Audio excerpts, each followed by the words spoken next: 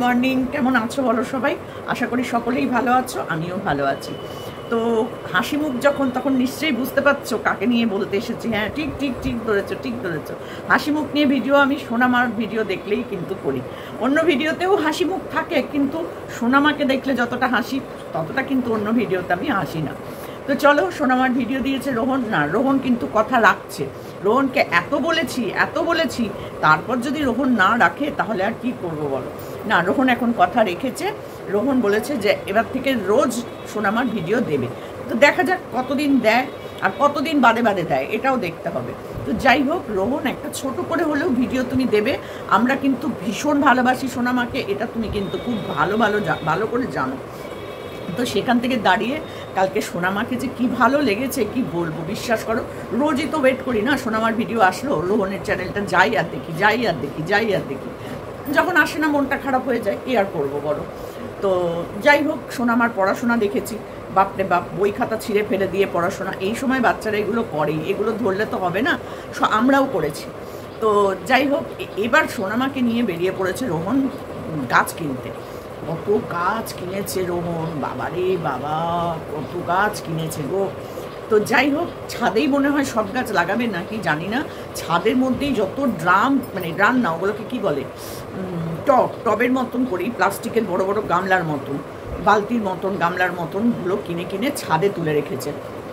তবে মাটিতে লাগাতে পারলে কিন্তু বেশি ভালো হতো।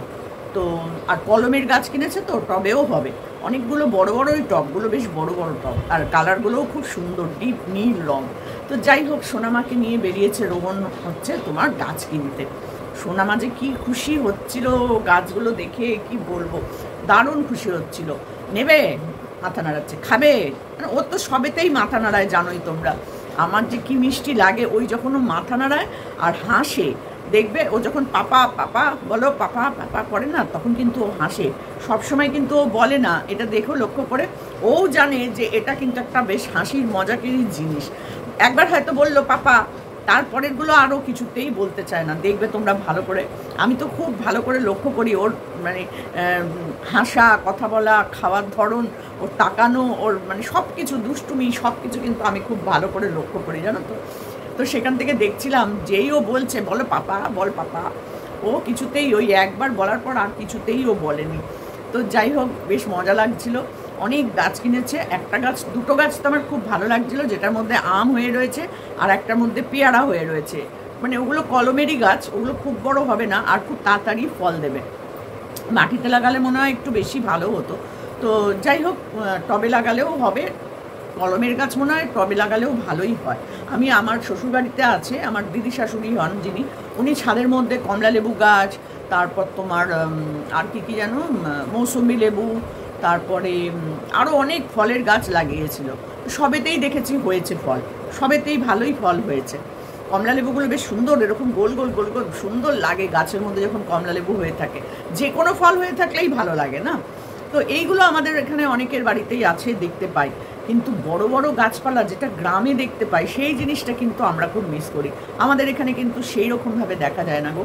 আর তোমাদের ওখানে যে এই যে মাঠ, নদী, খাল, বিল, পুকুর চারিদিকে, আর ধান ক্ষেত, এই যে সবুজের যে ব্যাপারটা, আমাদের এখানে সেটা নেই। আমাদের এখানে কিছু গাছপালা আছে, কিন্তু কলকাতার দিকে যাও, দেখবেই না কোনো গাছ। শুধু দেখবে বড় শুধু ফ্ল্যাট 24 তলা 25 তলা ফ্ল্যাট। ভাবো, এরকম করে দেখতে হবে, মাথা উঁচু করে। গাছপালা আর কোথায় দেখবো বলো? তোমাদের বাচ্চারা যেরকম মাঠে ঘাটে ঘুরে বেড়ায়, খেলতে পারে, আমাদের বাচ্চারা সেসব কিছু পারে না। আমরা যদিও বা একটু পেরেছি, আমাদের বাচ্চারা তো তা পারেনি, তাদের বাচ্চারা তো আরোই পারে না।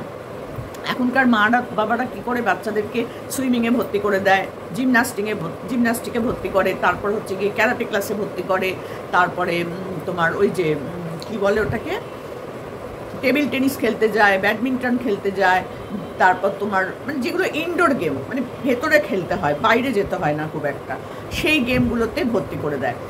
আর আমাদের সময় ছিল কি, খোখো খেলতাম, কবাডি খেলতাম, ব্যাডমিন্টন খেলতাম বাইরে মাঠে। তো সেই খেলাগুলোর সাথে তো এই খেলাগুলো আর হয় না। পিট্টু খেলতাম, আমি ছোটোবেলায় খুব দুষ্টুমি করতাম, জানো তো, খুব, মানে খেলাধুলার দিক দিয়ে আমি কিন্তু সব কিছু খেলতাম। সাইকেল চালানো থেকে শুরু করে সব কিছু কিন্তু আমি করতে পারতাম। এখনও পারি সাইকেল চালাতে, কিন্তু আমাকে সাইকেল কিনে দেয়নি কেউ। জানো কত দুঃখ আমার, কি করব বলো। সোনামাকে দেখি আর ভাবি যে আমিও যদি ওরকম আবার ছোট হয়ে যেতে পারতাম তাহলে মনে হয় ভালো হতো। আর যত ভাবি তত বুড়ি হয়ে যায়, যত ভাবি তত বুড়ি হয়ে যায়। তো চলো, সোনামার ভিডিও দেখলে পরে মনটা সত্যি ভালো হয়ে যায়। সোনামাকে নিয়ে অনেক গাছ কিনে নিয়ে একটা টোটো বুক করে নিয়ে এসছে, সারা টোটোতে শুধু গাছ আর গাছ।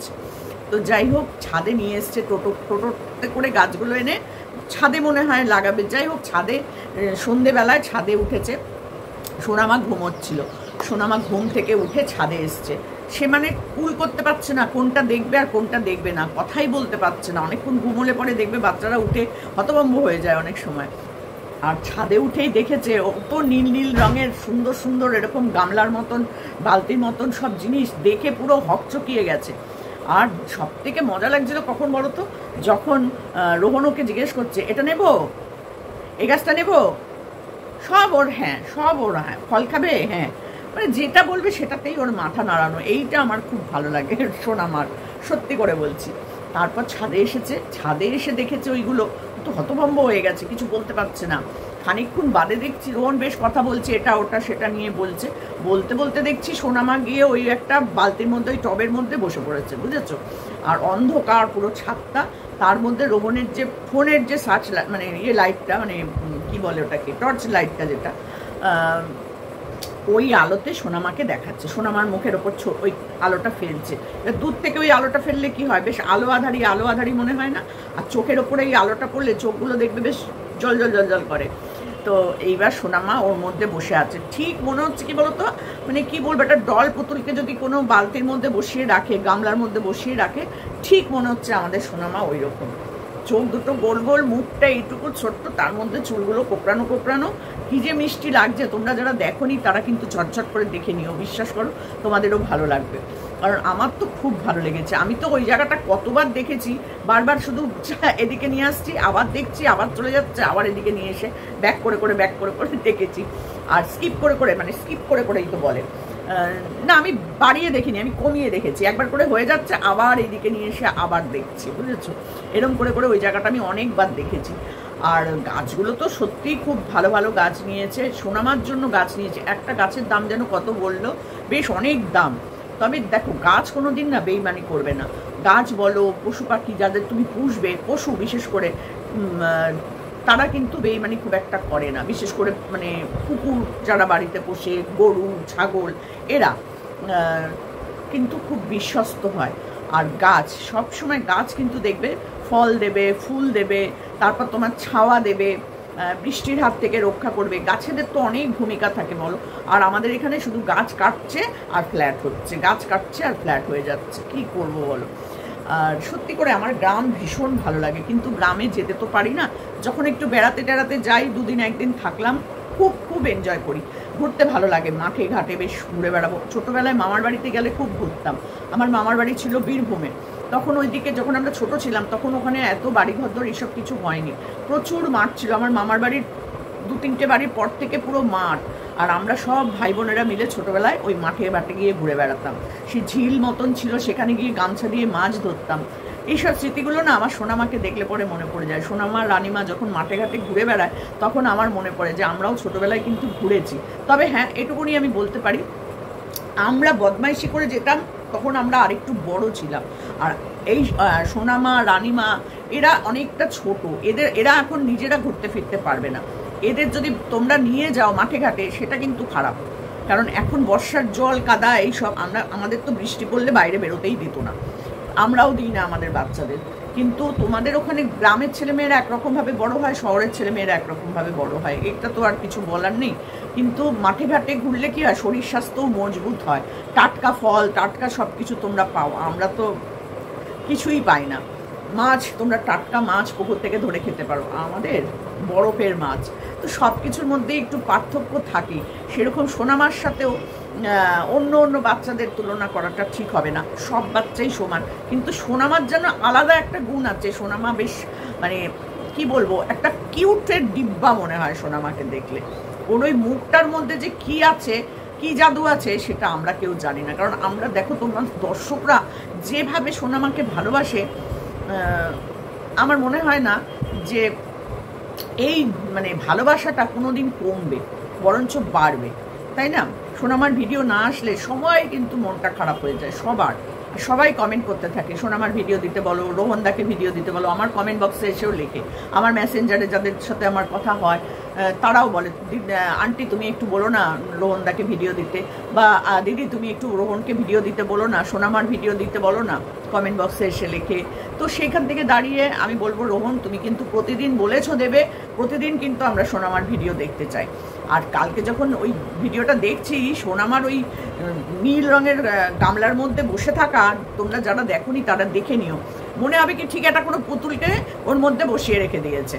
আর সার্চ লাইটটা, ওই যে টর্চ লাইটটা ফেলছে তো ওর মুখের উপর, কি যে মিষ্টি লাগছে তোমাদেরকে কি বলবো, সত্যি খুব খুব ভালো লাগছে। আর ও চারপাশটা দেখছে এরকম করে, আর ওর মধ্যে ঢুকে বসে আছে একদম ঠিক বিড়াল ছানা বসে থাকলে যেরকম হয়, সাদা মানে নীল এর মধ্যে একটা সাদা বিড়াল ছানা বা একটা পুতুল, ডল পুতুলগুলো হয় না, চুলগুলো কোকড়ানো, চোখগুলো গোল গোল, ঠিক ওরকম লাগছিল সোনামাকে। সত্যি খুব ভালো লাগছিল। এইরকম করে ছোট ছোট ভিডিও দেবে, যেটা দেখলে পরে আমাদের সবার মনটা শান্তি থাকবে। সত্যি বলছি, মাঠে ঘাটে কাদার মধ্যে ঘুরে নিয়ে বেড়ানোটা আমার একদম পছন্দ হয় না, যার জন্য আমি বাবা সবসময় বলি যে বাচ্চাদেরকে একটু খোলামেলা রাস্তার ওপরে নিয়ে যাও। আর তোমরা যখন মাঠে বাচ্চাদের নিয়ে যাও বা রাস্তাতেও নিয়ে যাও, এটা বলবে না যে দৌড়ে আসো।